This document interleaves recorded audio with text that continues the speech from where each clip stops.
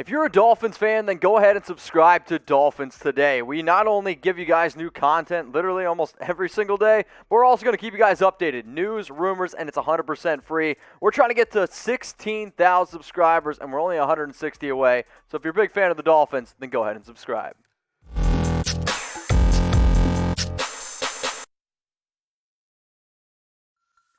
Today's show is presented by Manscaped. I absolutely love this company. Not only do I think that they represent me as a human being, but also they're hooking you guys up with an awesome deal, 20% off and free shipping on the best male grooming products out there. How do you get the deal? Look underneath the video. It's literally right there. Manscaped.com, promo code Dolphins to get set up on that deal. It's also in the comments and it's in the description.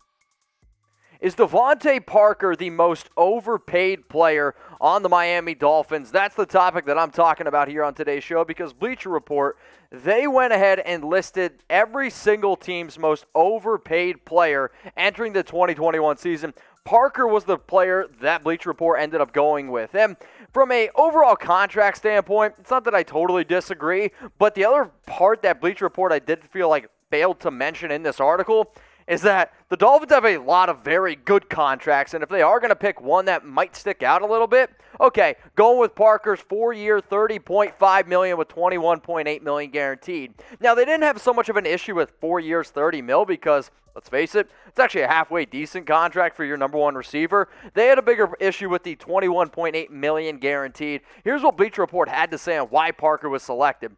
The Dolphins wideout DeVante Parker isn't overpaid because of his annual salary, but $21.8 million was too much guaranteed money to a player with only one strong season on his resume. So in terms of, we'll say, Parker's resume, he was drafted in round 1, number 14 overall in 2015. And yes, it definitely took him a little bit of time to get going, but 2016, I thought, he had a halfway decent season. 2017, he played a little bit better as well, and then got banged up in 2018. But then his 2019 year, he was like everything that you were hoping for. And I used to always make the joke a few years ago when I was writing fantasy football articles, like if you were to design a wide receiver on Madden, height, weight, speed, athletic ability, it would look a lot like Parker. And in 2019, he was finally able to put it together. And then 2020 happened where he's mixing between, Tua. He's going between Ryan Fitzpatrick. So I don't know if that was 100%, fair to him. But be honest with me. Like, is DeVante Parker being overpaid?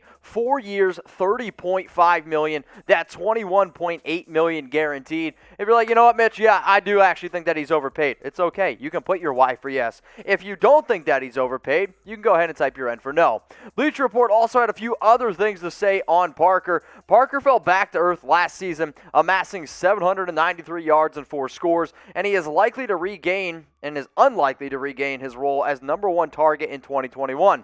Miami selected Jalen Waddle, a 6th overall pick in 2021 draft, and added speedster Will Fuller, the 4th in free agency. So in terms of DeVante Parker, his numbers, I get that he regressed a little bit, but I actually don't know if it's 100% fair to put it just on Parker. Here are his stats in 8 games with Tua Tagovailoa. Not very good chemistry, and if you were watching the games, you knew that was the truth. But you know who he did have good chemistry with?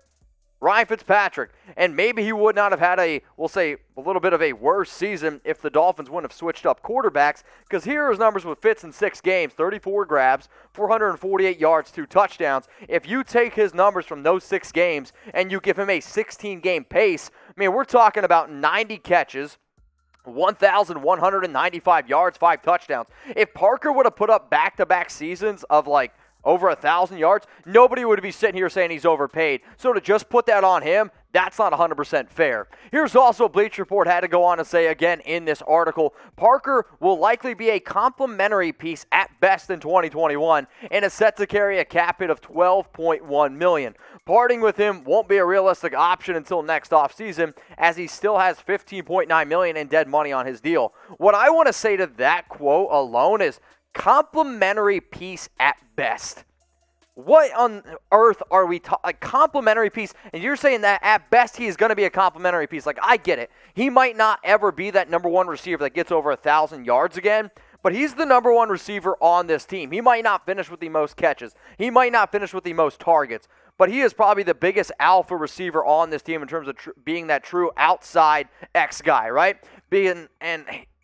There's no doubt, a lot of talent here. Fuller, Waddle, Preston Williams, but I don't like them saying that at best he's going to be complimentary piece. I think that's a big-time shot at Parker. And, I get it. They got Mike Gesicki as well. He's a very talented tight end. They can go a lot of different options, and the Dolphins did a phenomenal job of really trying to build around their young quarterback, Tua Tagovailoa. But to sit here and say that Parker, it's all on him, that he's a complimentary piece, and they really wipe him clean up and down in this entire thing. I didn't really think it was all that fair to him. A player who's shown that he has really been able to grow over the last 2 seasons. And then this is basically how they wrapped up the article. If the Dolphins do decide to move on from Parker in 2022, they'll face a $5.4 million dead money cap charge.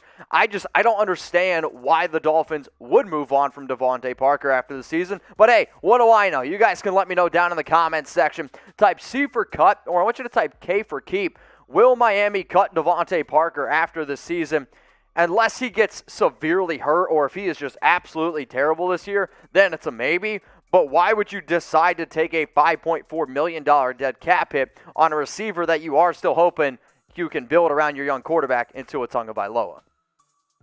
Now, today's show is presented by Manscaped. Head on over to manscaped.com and make sure you use promo code Dolphins. Usually the Lawnmower 4.0, $89.99. We're going to cut those deals down for you, $71.99. Now, let's just face it. It's hot as balls in Miami. And I don't know about you, if you're rocking a thick bush down there, it might get a little bit gross. And I'm just being real with you. Nobody wants to see that. Luckily, though, the Lawnmower 4.0 is going to be the best shave that you've ever had. I use this on my genitals. I use it on my chest. But I also use it on my face, but be smart. You can change the blades. You see all these changeable blades? Yeah, don't be the weirdo that uses the same blade with everything that you trim up. Then, you're just going to have all sorts of other kinds of problems. The other reason why I love the Lawnmower 4.0, the battery life. It literally tells you how much charge is left in it. It works in 33% increments, right? Have you ever been shaving and then all of a sudden your razor just dies on you and you're either sitting there with half a beard or half your shaft is shaved? Yeah, nobody wants that. Type shaft to shave 5 times fast in the comments. Bottom line is this, awesome male grooming products for you. Make sure you use code Dolphins. Hopefully you can remember that. 20% off and free shipping. It's in the comments section. It's also down in the description. If you guys have any other questions about these products, you can always hit me up on Instagram too. I'm at MitchellRentz365. Mike Gesicki to the Pro Bowl. That's what we're talking about here on Dolphins Today. NFL.com tried to predict each AFC team's first Pro Bowl player of the season. And I'm actually going to tip my cap to NFL.com because last year they said it was going to be Xavier Howard. And guess what? Xavier Howard ended up making the Pro Bowl. The reason why I do think Gesicki is kind of an interesting pick is because he is entering his 4th year in the NFL. And Tua definitely at times last season showed that Gesicki was his safety blanket. And a lot of times when you have a young quarterback, your tight end is definitely, your safety blanket, your binky, if you will. But here's what NFL.com had to say on Gesicki making the Pro Bowl and why they decided to go with him. The Dolphins weren't shy about adding firepower to an offense that too often fell flat with Tua Tagovailoa at the motherboard.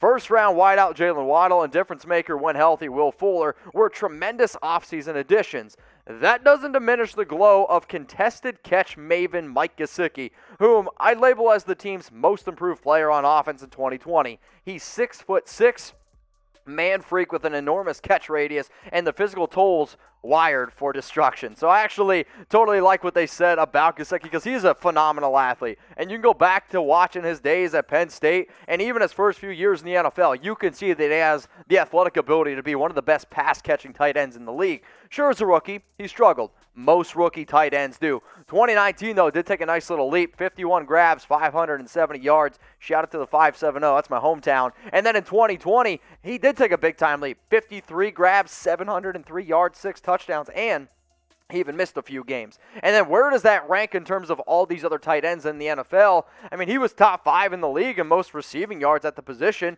Sure, you're going to be behind Kelsey and Darren Waller. Most tight ends are because those guys are freaks. But TJ Hawkinson at 723. And then there's Mike Gesicki, 703. Mark Andrews, 701. So, overall, the reason why we're talking about this is because do you honestly think this is going to be the very first year that he does end up making the Pro Bowl? If you're like, yep, this is going to be the year. He's going to make it. I want you to type P for Pro Bowl down in the comments. If you're like, you know what, Mitch? No, we're going to go full Family Feud on you. Type, give me an X down in the comments. I'm not doing no Dez stuff. It's an X Family Feud style. Will Gesicki make the Pro Bowl this upcoming season? And in terms of does he have a chance? Absolutely. If he can stay healthy, he has the opportunity. What's really going to be key for him, though, is will he actually have the opportunity to make the Pro Bowl in terms of overall targets, just because there are so many mouths to feed. But kind of going off of a player that we just kind of showed you guys on screen, of Mark Andrews. Mark Andrews was a Pro Bowler last season.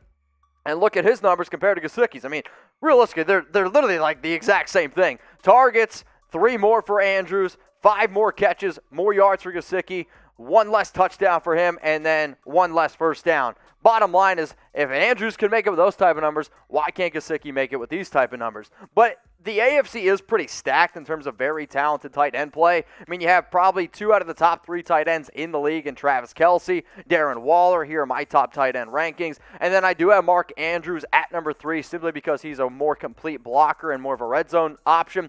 Hunter Henry's been consistent. He's also battled some injuries as well. But Gesicki's there in my top 5. Can he make his way up a little bit higher on this list by the end of the season? Well, that still remains to be seen.